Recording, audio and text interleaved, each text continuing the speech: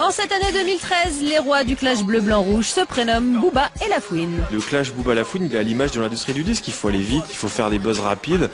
Ça se passe sur Twitter, ça se passe sur Facebook. Les morceaux se suivent en 3-4 jours. Donc on est vraiment dans du fast clash. Alors à qui profite ce clash? Je pense que Lafouine, quand même, pour ma part, je pense qu'il s'est quand même plutôt ridiculisé devant Booba. Je pense que les deux morceaux de Booba, notamment AC Milan, que j'ai trouvé très très bon, étaient quand même plutôt en sa faveur. Au final, le clash est-il une arme de promotion massive? L'idée même du clash, c'est de faire parler de soi, et plus le clash est puissant, plus le clash est drôle, plus on fait parler de soi. Donc je pense que oui, c'est une excellente idée marketing. Alors, les clashs en musique, c'est un peu comme les seins siliconés dans une soirée à Hollywood. J'en ai fait quelques-unes. Il y en a partout. C'est vrai, c'est vrai. Et surtout chez les Anglais. Je maintiens, c'est quand même eux les plus forts dans l'exercice. Les Français sont pas mal non plus. Ils sont un peu un cran en dessous. Booba, par exemple. Booba, Lafouine. Je dirais rien, j'ai peur.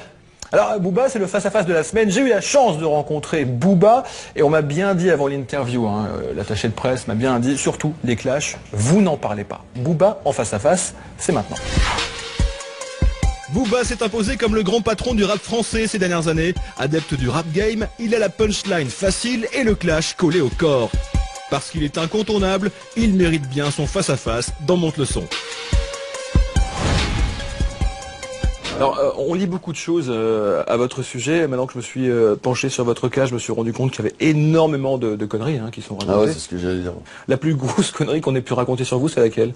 Au niveau rumeurs, machin Je sais pas, des trucs comme quoi ma mère est procureure, ou que j'ai fait exprès d'aller en prison pour avoir de la street crédibilité, des trucs comme ça. Vous pratiquez ce qu'on appelle le rap game. Dans rap game, il y a jeu. Est-ce que tout ça, finalement, c'est un jeu? Moi, je prends pas ça vraiment comme un jeu, je prends ça comme une compétition.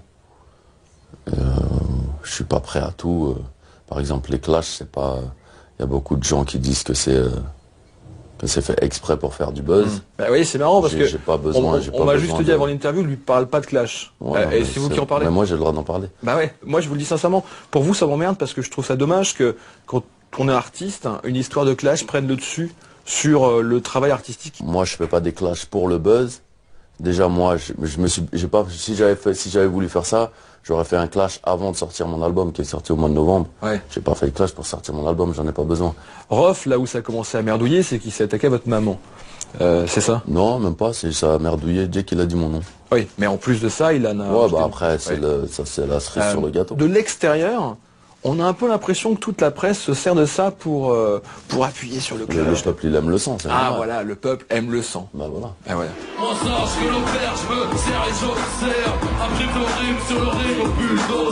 Il y a un truc assez touchant, je trouve, de votre part. Je suis tombé sur un extrait d'une émission de télévision de Canal+, Le Grand Journal, pour ne pas le citer, où l'animatrice disait, Booba, il vient, mais il est gentil, il se censure parce que sa maman regarde l'émission. Et je trouve qu'il y a quand même un paradoxe assez intéressant entre le fait d'être le gaillard que vous êtes et le bon rappeur que vous êtes, qui balance quand même des punchlines de malade, et à côté de ça, de dire maman regarde la télévision, donc je vais pas prononcer des mots... C'est normal, c'est une forme, c'est du respect. Ah bah oui, mais C'est normal, si on respecte pas sa mère, on respecte personne.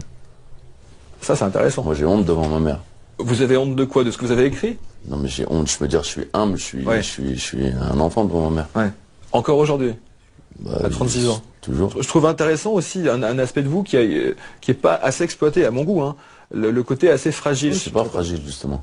Bah si, quand même un petit peu. Sensible mais pas fragile. Alors sensible.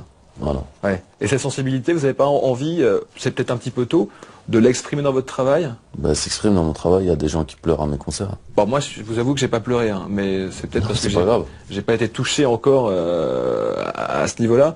Qu'est-ce qui touche le plus les gens chez vous, vous pensez? La manière de le dire, et les mots que j'emploie et la sincérité, je pense. Votre rôle auprès de la jeunesse aujourd'hui, est-ce que c'est quelque chose Aucun rôle. Ah bah si, quand même. Les divertir. Je suis toujours moi-même et je rappe pas pour les gens ou pour délivrer un message ou véhiculer un message. Non mais c'est marrant, enfin c'est marrant. Il y a des choses que vous pouvez balancer, qu'un enfant de 12 ans va écouter, vous vous dites juste... Mais je rappe pas pour les enfants de 12 ans. Je le dis dans un de mes morceaux, je dis je rappe pas pour les petits, je t'avertis, etc. Et vous dites aussi un Bien truc, sûr. je fais d'abord la musique... Il y a un avis parental sur mes albums. Ouais. Je vous ai vu en interview, Filmo W sur le PK, dire « Écoute, moi, quand je fais de la musique, je veux d'abord être dans ma caisse et kiffer. » Moi, je fais ce que j'aime faire. Ouais. Est-ce que vous pourriez Ce que faire j'aimerais écouter de moi.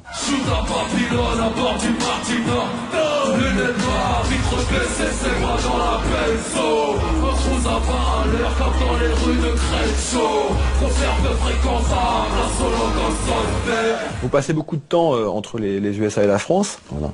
J'ai vu, vous disiez, les 75% d'imposition de Hollande, c'est une énorme connerie. C'est pire que la prostitution. Ça a été dit plein de fois qu'on est les putes de l'État. Ouais. Ça, c'est un sujet récurrent. Même à 65%, on est une pute. Hein.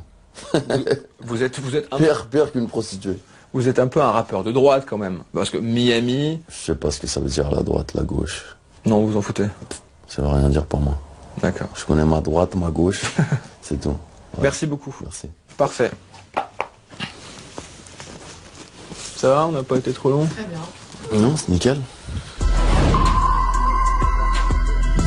Voilà, Booba, face à face, qui m'a confié qu'il aimerait bien faire un duo avec Céline Dion. Hein. Pourquoi pas? Bien sûr. Sympa. Le trio René, Booba, Céline, ça pourrait être un grand moment. On se retrouve sur Facebook et Twitter, j'allais dire non, Twitter, pardon, si vous voulez commenter l'émission.